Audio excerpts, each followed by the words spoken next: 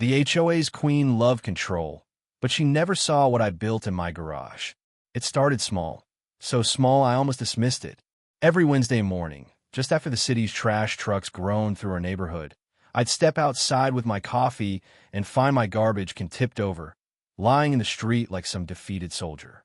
Its plastic lid flapped against the curb, sometimes spilling out the week's leftovers, coffee grounds, orange peels, greasy pizza boxes, onto the road. At first, I thought it was nothing. Maybe the wind had been strong enough to push it. Maybe teenagers cutting through the neighborhood had given it a kick. Suburban nuisances, nothing more. But then it happened again, and again.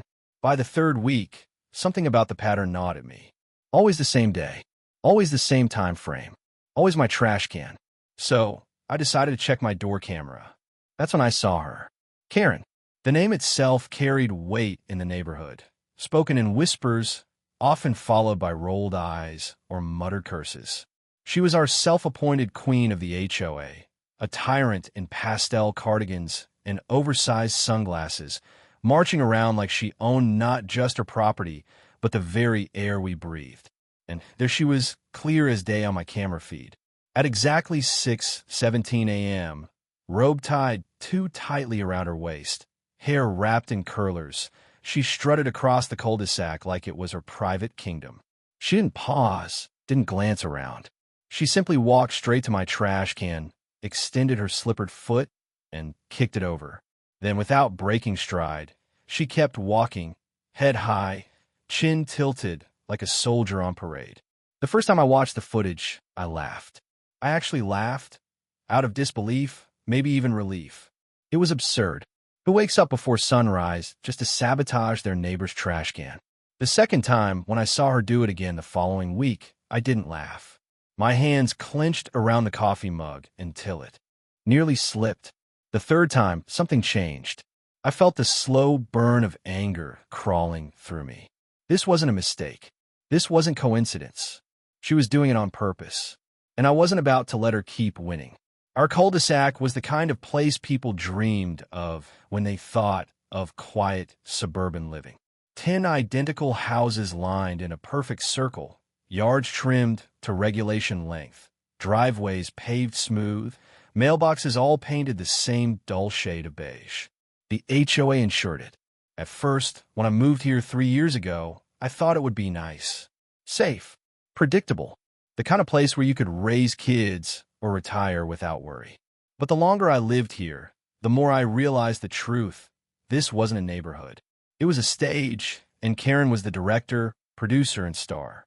She chaired the HOA meetings, enforced the bylaws, and wielded violation notices like weapons. A flower pot too close to the sidewalk? Fine. Grass an inch too long? Fine.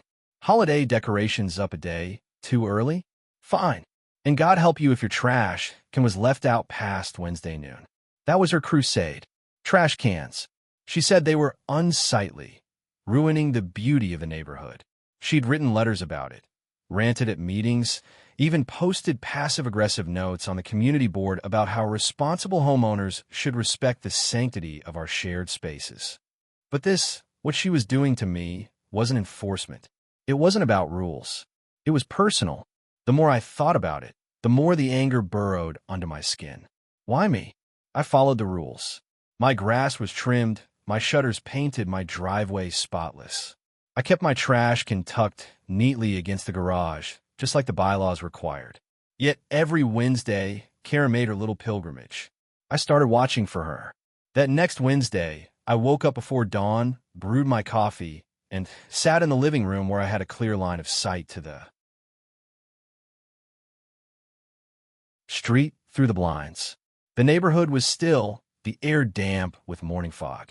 The streetlights glowed like dull orbs above the cul-de-sac. Then, right on schedule, she appeared.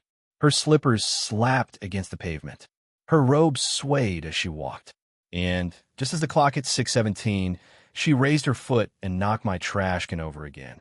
The hollow plastic thud echoed across the street. She didn't even look at it. She just kept walking like she performed a ritual and was satisfied with the offering. Something about her composure chilled me. This wasn't childish vandalism. This was deliberate, like she wanted me to know. That day at work, I couldn't concentrate.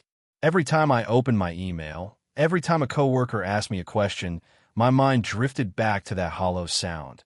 The crash of the trash can, the slow stride of Karen walking away without a backward glance. It was nothing. It was petty, but consumed me. By the time I drove home that evening, I'd made a decision. If Karen wanted a game, I'd play. I started documenting everything. Every Wednesday, I saved the camera footage. I kept notes, date, time, weather conditions, even what she was wearing. I studied her body language, the way her shoulders rolled back, the smug tilt of her chin. It wasn't just harassment. It was dominance. A message. The more I studied, the more paranoid I became. I started wondering if the trash can wasn't the only thing she was tampering with. Did she brush against my car when she walked by? Did she pull at the edges of my mailbox? Did she glance into my windows when the curtains weren't drawn? I began to notice other things. Small things. One morning, I found a crack in my garden hose. Another day, my mailbox door hung slightly open. Once, I came home to find my welcome mat turned upside down. Coincidences? Maybe. But when you live under the shadow of someone like Karen, coincidence feels like a luxury you can't afford. That night, lying in bed, I heard it. 3 sharp knocks. Not at the door. Not at the windows. Somewhere outside. I sat up, heart pounding, straining to listen. Silence. Then another thud, like plastic hitting pavement. I rushed to the window, pulling back the curtain just enough to peer out. My trash can lay sprawled across the driveway, its lid wide open, contents spilling like guts across the concrete. And there she was, standing in the street, watching. Her robe billowed in the breeze. Her hair was loose now, draped across her shoulders. And even from that distance, even in the dull orange glow of the streetlight, I could see her smile. She didn't move. She didn't run. She just stood there, like a sentinel, watching me watching her. I wanted to fling the window open, to shout, to demand an explanation. But something in her expression froze me. It wasn't gloating. It wasn't playful. It was a promise. And for the first time since moving here, I realized I wasn't living in a quiet, safe neighborhood. I was living in Karen's kingdom, and she had just declared war.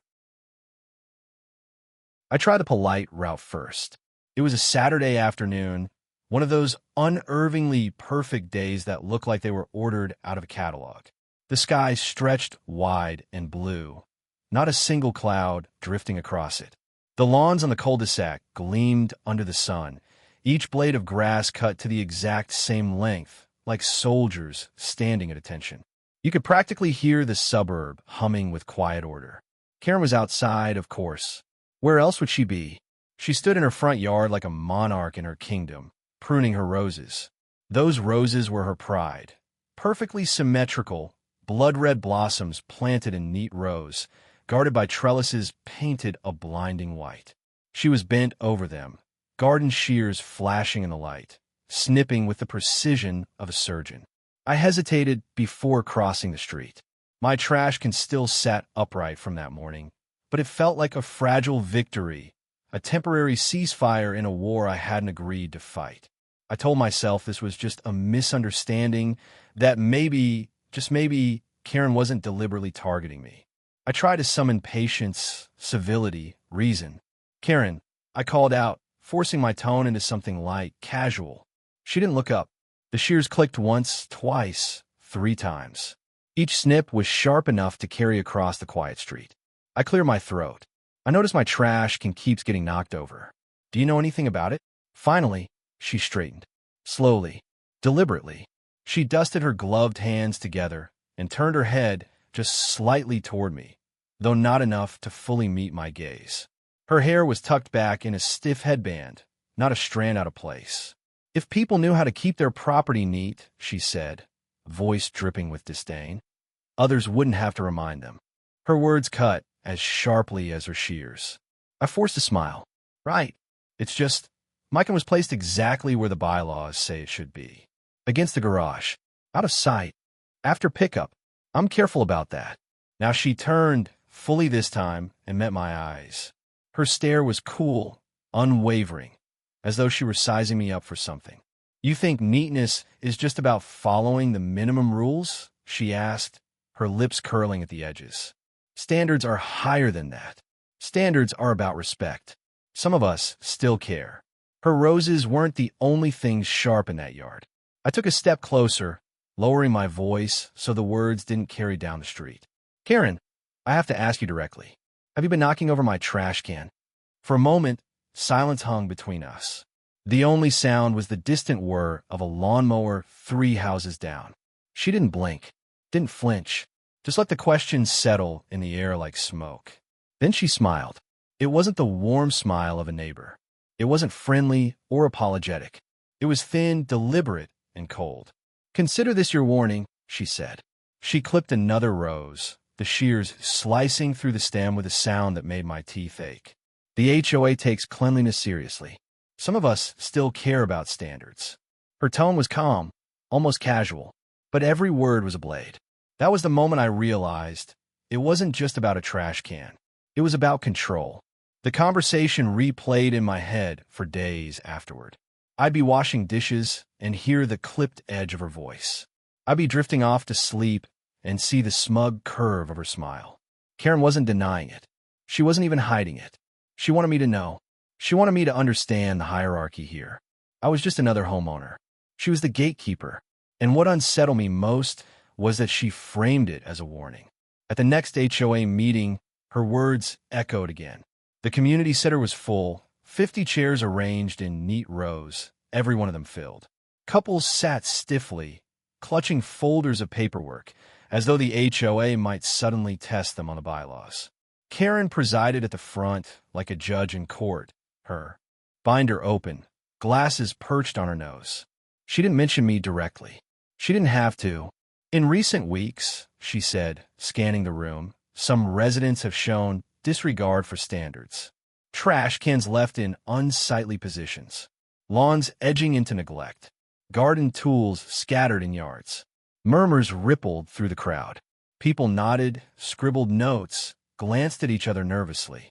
Karen tapped her pen against her binder. We all know our duty here. Cleanliness. Order. Respect. It's not just for us, it's for the image of our neighborhood. Appearances matter. Then, as if by instinct, her eyes flicked toward me. Just for a fraction of a second. Long enough for me to know she hadn't forgotten. Long enough for me to know this was about me. I started to notice things differently after that. Neighbors who used to wave at me now seemed cautious, hesitant. Some offered tight, polite smiles, like they were afraid Karen might see them being too friendly. Others avoided eye contact altogether. One morning, as I wheeled my trash can back into the garage, I caught the Johnsons across the street watching me. The moment I met their eyes, they ducked inside. Rumors spread fast in communities like this. Karen didn't need to tell them anything directly. All she had to do was hint, nudge, plant the seed that I wasn't keeping up with standards. By the following week, I found an official violation notice taped to my front door. Section 3B. Waste disposal. All containers must be properly stored by noon on collection day. Noncompliance may result in fines. The notice was printed, but someone had written in neat cursive at the bottom. Consider this your official warning. The ink was purple, Karen's favorite pen color. That night, lying in bed, I couldn't shake the image of her roses. The way she pruned them, sharp, precise, merciless. She cultivated them like soldiers, lined up in perfect symmetry, no room for weakness or imperfection. I realized that's how she saw the neighborhood. Each home a rose, each homeowner a stem, and anyone who leaned too far out of line, snipped. I wish I could say I ignored it, that I brushed it off as petty politics. But the truth was her words, her stares, her little notes, they got under my skin. I found myself double-checking my lawn height twice a week. I polished the numbers on my mailbox until they gleamed. I straightened the welcome mat 3 times before bed. But no matter how much I complied, no matter how carefully I followed the rules, the trash can was always waiting, always vulnerable. And I knew Karen would strike again. That was when I decided polite wasn't going to cut it anymore. If Karen wanted a war, I'd give her one. I stopped confronting her. Instead, I started planning. There's a moment, after weeks of frustration, when anger burns away and leaves something sharper behind. Resolve. That's what I felt as I stood in my garage that night, staring at the bare plastic shell of my trash can. If Karen wanted to play games, she had no idea who she was dealing with. I wasn't just some homeowner with a lawnmower and a mortgage. I was an engineer. Design and systems were second nature to me. I'd spent years sketching mechanisms, solving problems others called impossible. My job was to take obstacles and turn them into solutions. And now Karen had made herself an obstacle. She thought she could knock over a trash can and it would end there. But she underestimated me. The garage became my laboratory. Most people's garages were cluttered with paint cans, broken bicycles, half-forgotten tools. Mine had always been different, organized, precise. A workbench stretched along the back wall, pegboards filled with hanging wrenches and screwdrivers, drawers labeled with meticulous care. An engineer's sanctuary. And now, under the harsh fluorescent light, it looked like the birthplace of a plan. I dragged the trash can inside, stripped it of its flimsy plastic wheels, and measured every dimension twice. I pulled out notebooks, sketching cross-sections and diagrams, annotating with arrows and notes. Reinforced frame here, counterweight system there, and, most importantly, the device. Something silent, something subtle, something effective. It started small, modifications no one would notice. First, I reinforced the frame. I replaced the thin, hollow rods that gave the can structure with stronger steel tubing. From the outside, it still looked like cheap plastic. But now, if someone kicked it, they wouldn't be met with a hollow thud. They'd meet resistance, unexpected, jarring, and enough to throw them off balance. Then, I added hidden weight sensors at the base. I rigged them to a simple circuit, concealed inside a false panel. Nothing high-tech, nothing fancy, but reliable. If the can was tilted more than 30 degrees, the circuit would engage. And that's where the real invention began. At the base, tucked away behind what looked like an ordinary wheel, I installed a device of my own making. Compact, almost invisible. To anyone else, it was just part of the trash can. But I knew better when triggered, it would activate in silence. No buzzing, no flashing, no alarme.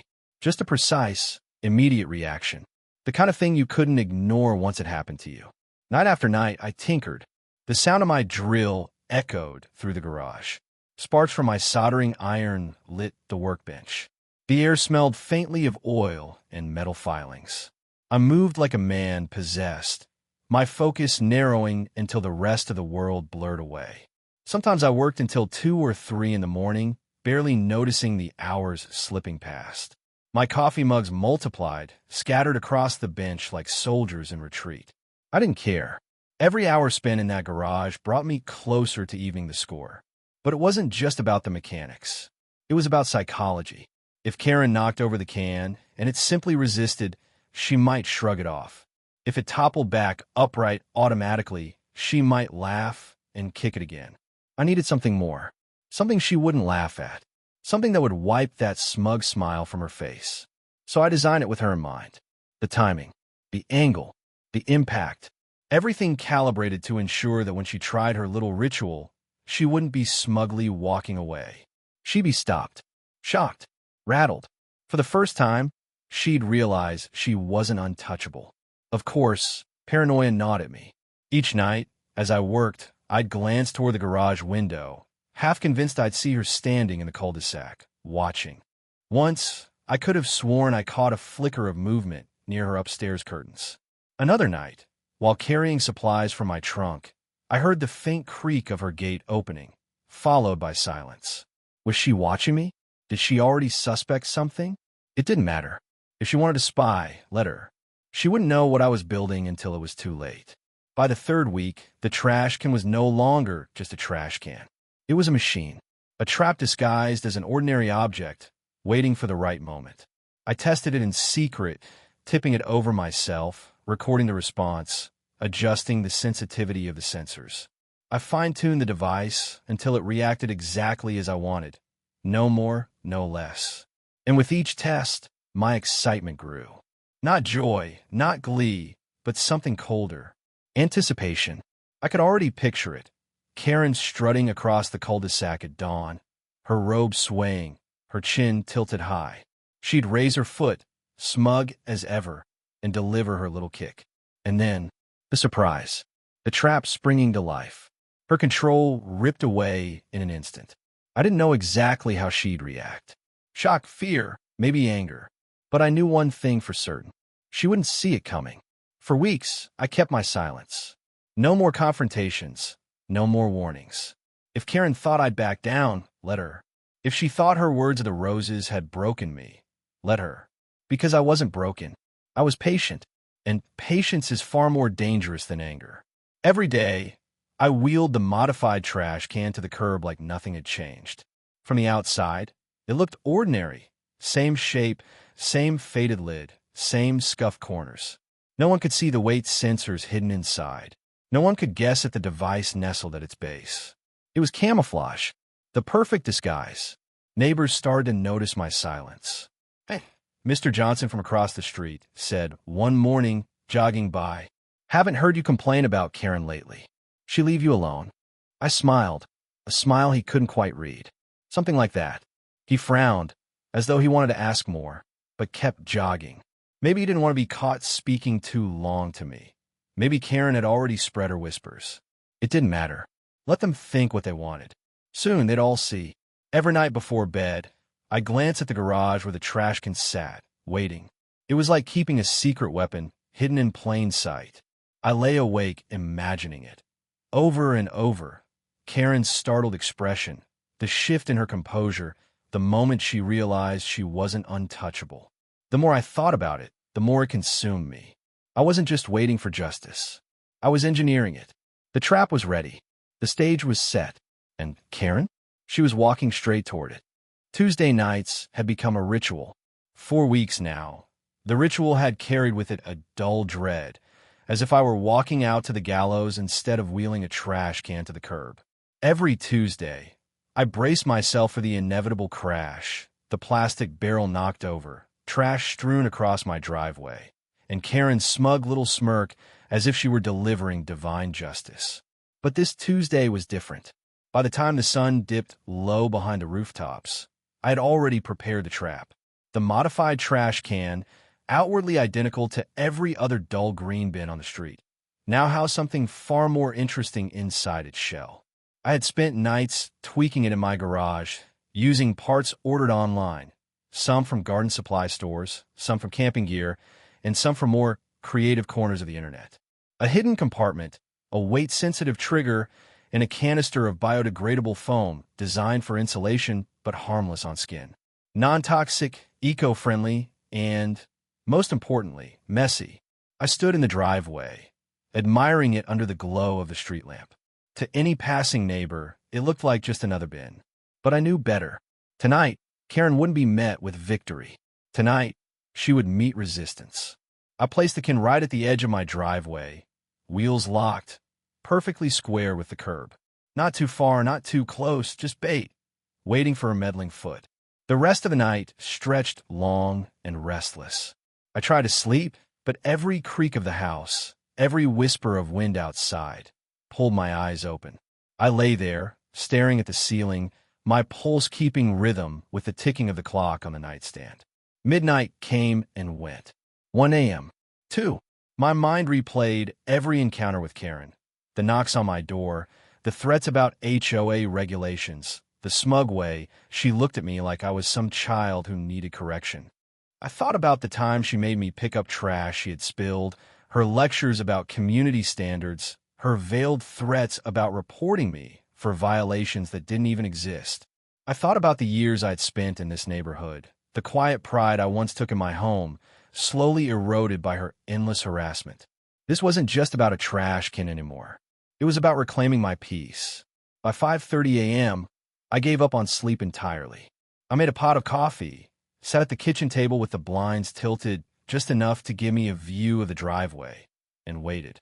The neighborhood was silent except for the occasional rustle of leaves in the early morning breeze. The streetlights cast pale halos on the asphalt. Every so often, I checked the trap again through the blinds, reassuring myself it was still perfectly in place. At 6:10, the world outside began to stir. A garage door hummed open a few houses down. Someone's dog barked twice and then quieted. Birds fluttered between rooftops, announcing the arrival of dawn. And then, there she was. Karen emerged from her house at exactly 6:17 a.m., punctual as ever. Her robe was cinched tightly at the waist, slippers shuffling against the pavement, steam curling from the coffee mug in her hand. Her expression carried that same unshakable smugness, as if the world itself had been put there to obey her standards. She moved with purpose, scanning the street like a warden making her rounds. I leaned forward, barely breathing. She didn't hesitate. She didn't even glance around to see if anyone was watching. As predictable as the sunrise, Karen strode straight toward my driveway, her eyes locked on the can as if it were an affront to the order she believed she maintained. Closer, closer. Then, with all the grace of a conductor striking her opening note, she lifted her foot and gave the can a firm shove.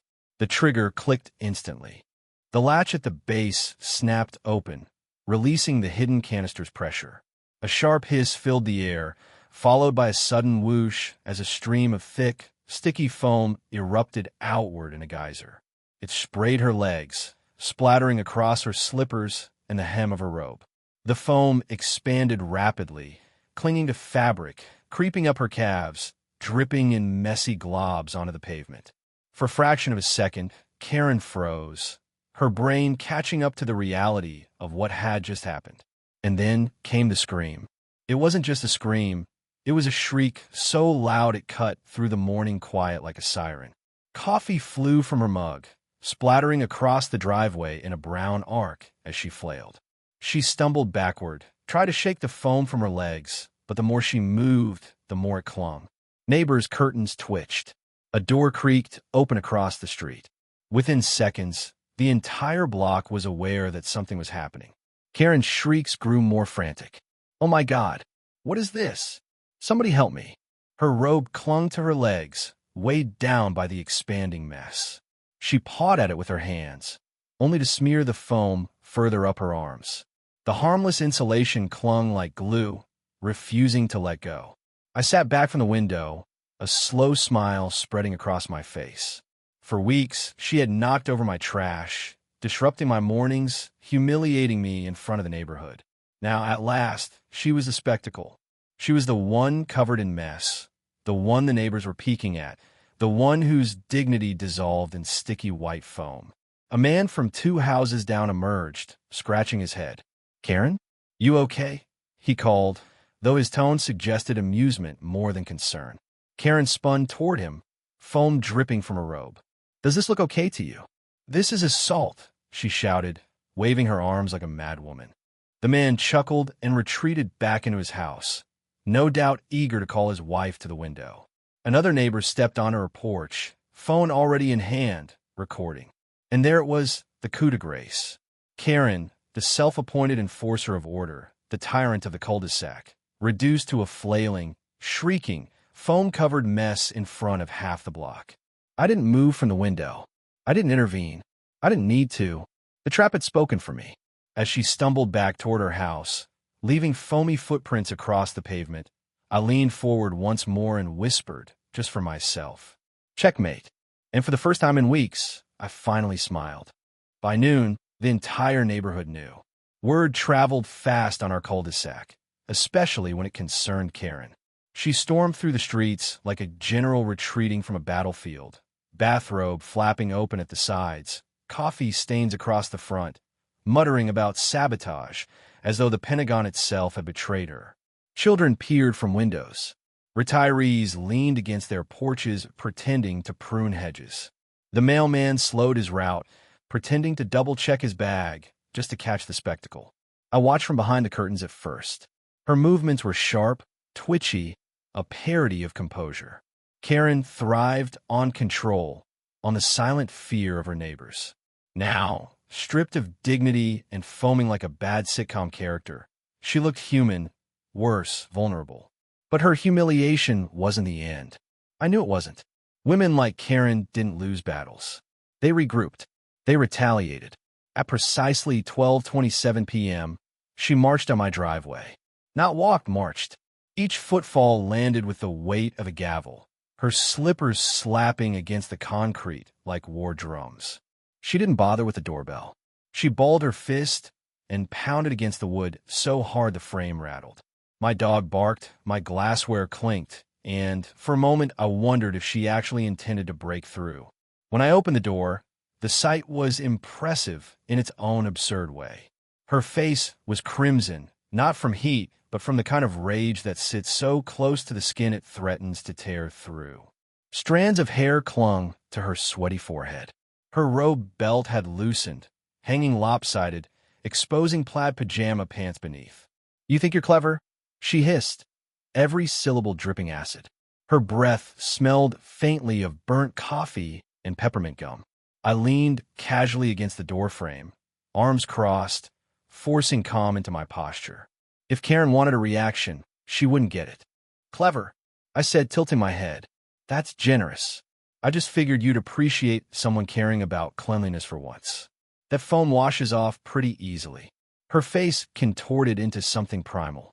Her lips curled back from her teeth, her nostrils flared, her entire jawline sharpened, as if her rage could physically carve her features into a weapon.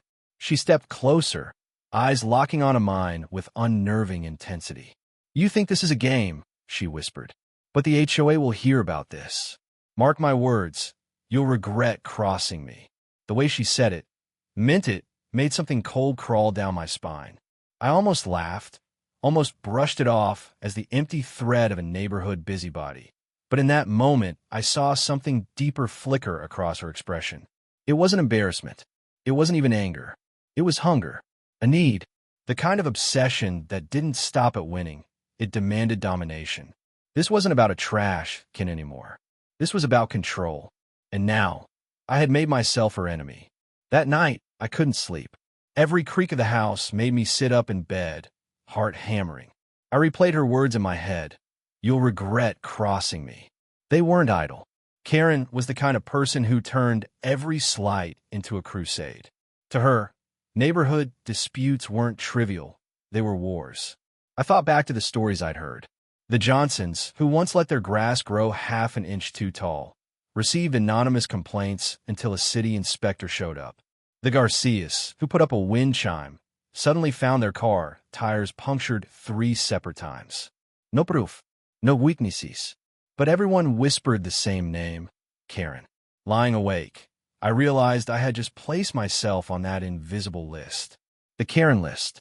The next day, subtle things began to happen.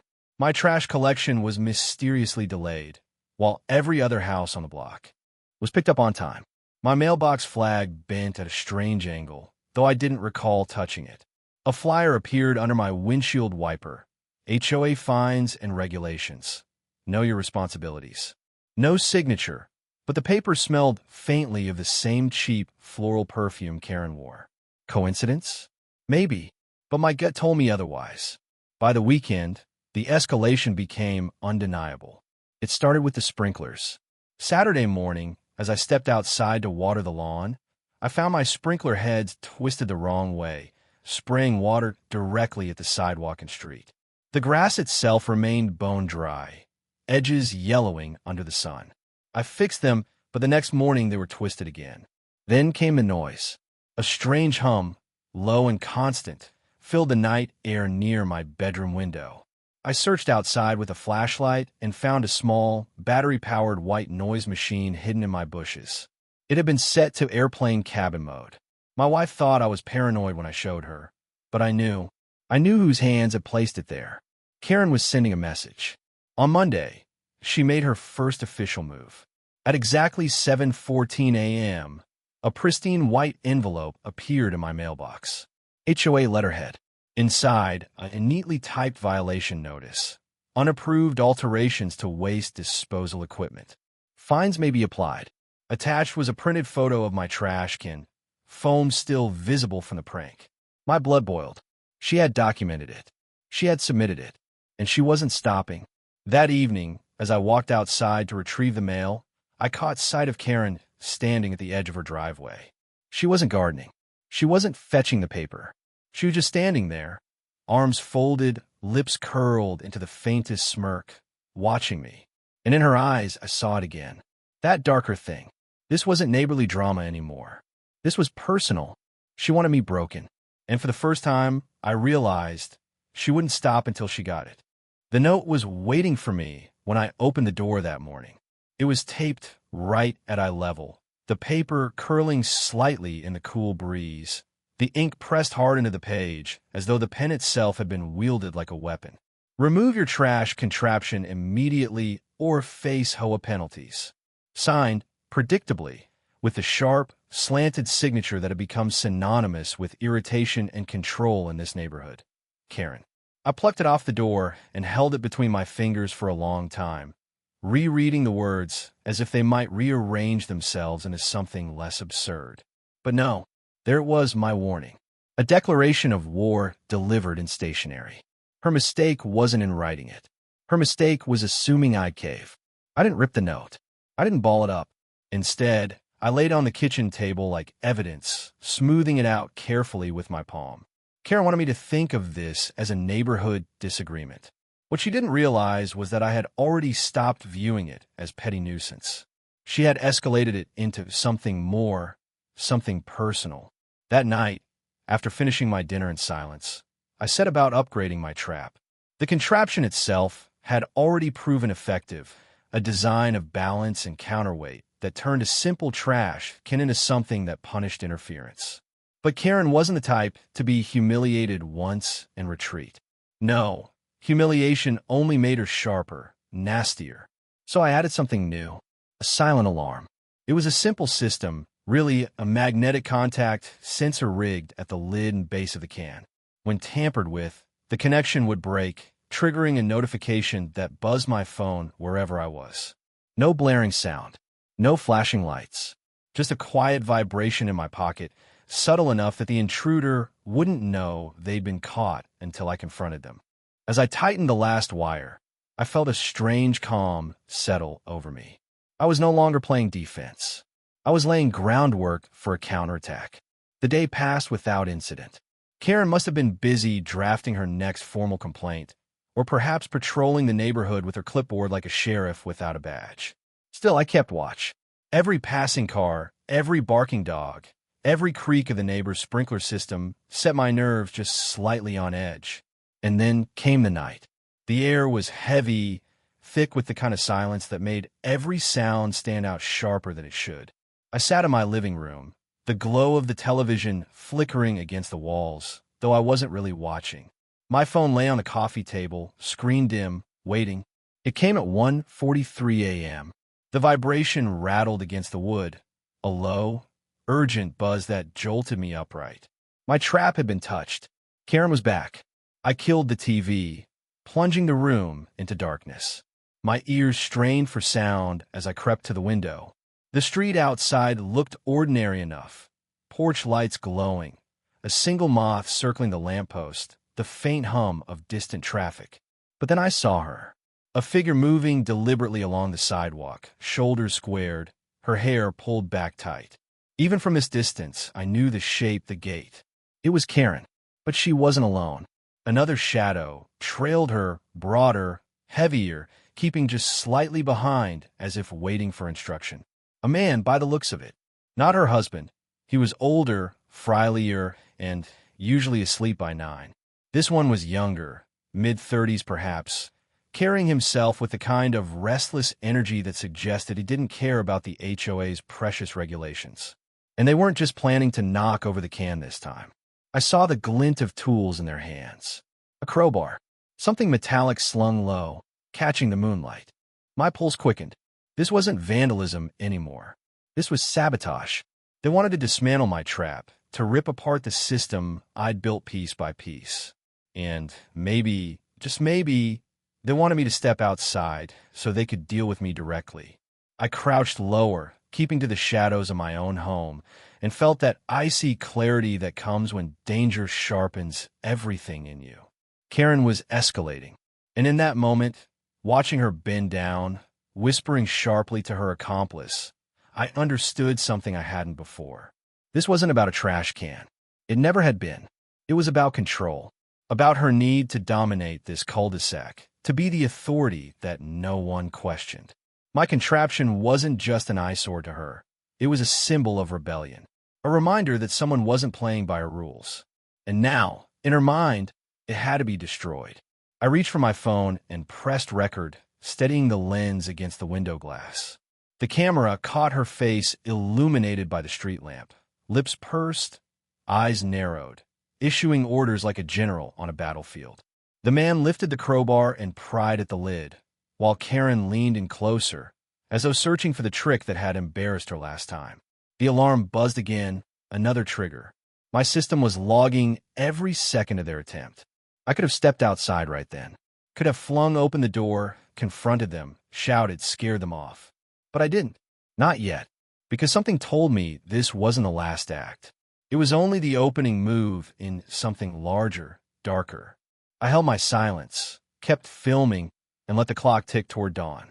By the time they retreated, leaving the condented but not defeated, I knew one thing for certain. This war was no longer petty. It was dangerous, and it had only just begun. The night was unnervingly still, the kind of silence that presses on your eardrums and makes even the smallest sound echo like a gunshot. From my upstairs window, I leaned against the curtain, watching the street below with my lights off. The modified trash can sat at the curb, gleaming faintly beneath the street lamp. It looked harmless, almost ordinary, exactly as I had designed it. But my gut told me Karen wouldn't leave it alone for long. For weeks, she had escalated her crusade against me. From passive-aggressive notes to calling in HOA board members to outright vandalizing my property. The trash can was just the latest battlefield in her self-declared war. And tonight, judging by the shadow that slinked across the lawn, she was taking things to a whole new level. At first, I thought she had come alone. But then I saw him. A man, broad-shouldered, wearing a dark hoodie, his face obscured by the hood shadow. He carried something in his right hand. When he shifted, the faint glint of metal confirmed it. A crowbar. My pulse quickened. Karen wasn't here to throw a tantrum. She wasn't here to knock over a can. She had brought muscle. I gripped the curtain tighter, forcing myself to stay silent. If they thought the house was asleep, they'd act more boldly. And that was exactly what I wanted. Karen hissed something at the man, her hands slicing the air with sharp, impatient gestures. Even from here, I could read her body language. She was furious, determined. She jabbed her finger at the lid of the can, her voice low but frantic, like a general ordering a soldier into battle. The man nodded once and stepped forward. His crowbar scraped softly against the can's reinforced lid. For a moment, I wondered if he'd give up. But then, with a grunt, he jammed the tip beneath the edge and pushed hard. The sound of metal bending under force echoed faintly up the street. And that's when it happened. A click, a whir, and then detonation. The trash can erupted like a beast awakening from slumber. A deafening siren split the night, so loud it rattled the windows in their frames. Red strobe lights burst from hidden panels along the rim, flashing violently like police cruisers at a crime scene. And then came the finale, an upward geyser of eco-friendly dye that sprayed out with relentless force. The man staggered back too late. Both he and Karen were instantly coated in thick, glowing blue dye, the kind used in bank robberies to mark stolen bills and thieves alike. It clung to skin, hair, fabric. No amount of scrubbing would remove it quickly. For a split second, the scene froze like a painting. Karen's eyes went wide, her mouth opening in a silent scream. Her pristine blouse was now dripping with streaks of neon slime. The man beside her looked like a sea monster, his hoodie plastered to his frame, glowing under the strobe. And then the neighborhood woke up.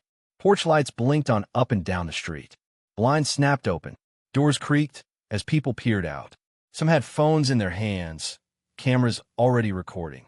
The entire cul-de-sac was bathed in red light and siren wails, the scene impossible to ignore. Karen looked like a criminal caught mid-act, and she knew it. She froze in place, her hands shaking, her expression an ugly mixture of shock, fury, and humiliation. The man cursed loudly, rubbing at his eyes as the dye dripped down his face. I couldn't hold it in any longer. From my upstairs window, laughter burst out of me. Not just a chuckle, but a deep, uncontrollable laugh that shook my ribs. Weeks of frustration, every insult, every petty act she had thrown at me. It all came flooding out in one glorious release. Karen's head snapped upward, her blue-streaked face locking onto my window. She looked like she wanted to kill me. But under the strobe, her rage only made her look more ridiculous, like a clown who had wandered into the wrong circus. The man grabbed her arm, hissing something urgent, trying to pull her away. But Karen resisted, pointing furiously at the can as though still trying to salvage her mission. The siren kept blaring. The dye kept spraying in intermittent bursts, ensuring their humiliation was complete. Neighbors began shouting from porches. "What the hell's going on? Karen? Is that you? Oh my God, I'm recording this." Phones lit up, catching every humiliating angle. The man swore again and finally yanked Karen back. They stumbled across the lawn, dripping blue footprints onto the pavement. But their nightmare wasn't over. A pair of headlights swung onto the street. The familiar white and black of a patrol car rolled to a stop, red and blue lights flashing in sync with my trash can strobes. The siren from the can finally cut off automatically, but the silence was no relief. The only sounds now were Karen's ragged breathing, the low hum of neighbors whispering, and the static crackle of the police radio. Two officers stepped out. Their faces barely twitched as they took in the scene. Karen and her accomplice, dripping neon dye, standing frozen in front of a modified trash can like children caught with their hands in the cookie jar. Karen immediately broke into frantic explanation. This isn't what it looks like. He broke it open. This whole thing is illegal." Her words tangled into each other, desperate, shrill. She pointed at me, at the trash can, at her stained clothes, searching for an escape. But the more she flailed, the more obvious her guilt became. I leaned casually out the window, still grinning. "Officers," I called down, my voice dripping with satisfaction. "Good evening. Would you believe they were trying to steal my trash?" A ripple of laughter spread among the gathered neighbors. Phones kept recording. Karen's face contorted with rage, her humiliation now immortalized in dozens of videos. And I finally, gloriously, felt the scales tip. For the first. By sunrise, the neighborhood was no longer the quiet, pristine row of manicured lawns and neatly parked SUVs it had always pretended to be. It was buzzing like a hive shaken too hard. Curtains that were usually drawn until mid-morning were now peeled open. Front porches had occupants with steaming coffee mugs, whispering into phones, or just standing there, staring down the street as though they were waiting for a parade to march through. But there was no parade. There was only Karen's house. The once perfect image she had curated over years, her magazine-worthy roses, her spotless driveway, her reputation as the guardian of community standards, was shattered. Not metaphorically, literally. Painted, splattered, stained. The blue paint from the night before still dripped in fat, mocking streaks across her front steps and driveway, where her high heels had slipped and left smudged tracks. The pristine white trim of her porch rail bore the same marks. Even her roses, the ones she boasted about at every HOA barbecue, had caught the splash, their petals dotted with unnatural, cartoonish specks of cobalt. Her empire looked like a crime scene. The neighborhood could smell her humiliation like blood in the water. Some neighbors laughed outright. Others tried to hide their smirks behind their mugs. But none of them rushed to her aid, not this time. The woman who had once enforced garbage schedules, lawn heights, and paint swatches with the zeal of a dictator now stood red-eyed in the middle of her driveway, barking into her phone like a general rallying troops. Within the hour, she called an emergency HOA meeting. And of course, she dragged me into it. The meeting was held in the community hall, a sterile room with white walls, folding chairs, and the faint smell of lemon cleaner. Usually, HOA meetings were exercises in boredom. Residents dozed, fiddled with their phones, or nodded automatically at whatever Karen proposed. But this time was different. Every chair was full. People leaned against the back wall, arms crossed, waiting. The air carried an unusual electricity. Karen took her seat at the head of the folding table, her blouse pressed, but her hair frizzed from stress. A thick folder sat in front of her, and she slapped it dramatically like it contained evidence of a murder. "This," she began, her voice sharp and trembling, "is sabotage. It is vandalism. It is a dangerous trap designed to harm members of this community." She glared at me with eyes that could cut glass. I sat at the other end of the table, deliberately calm. Karen continued, her voice rising. "Our neighborhood has always stood for safety and order. But now, thanks to the reckless actions of one resident, we have chaos. Booby traps, pranks that could have blinded me, or worse. What if a child had been walking by? What if someone's pet had been injured? This is not just childish mischief. It is a threat to community safety." Murmurs rippled across the room, but for once, they weren't in her favor. I leaned back, folded my arms, and spoke evenly. I was tired of my trash being vandalized. Every week, it was knocked over, trash scattered, my property disrespected. So, yes, I installed protection. Nothing lethal, nothing hidden, just a deterrent. And funny enough, it only ever went off when someone tried to mess with it. The room went still. Karen's lips pressed into a thin line. She was waiting for the wave of agreement, the chorus of nodding heads that always followed her speeches. But it didn't come. Instead, eyes turned toward her. Suspicion, annoyance, a quiet resentment that had clearly been simmering for months, maybe years, but was now bubbling to the surface.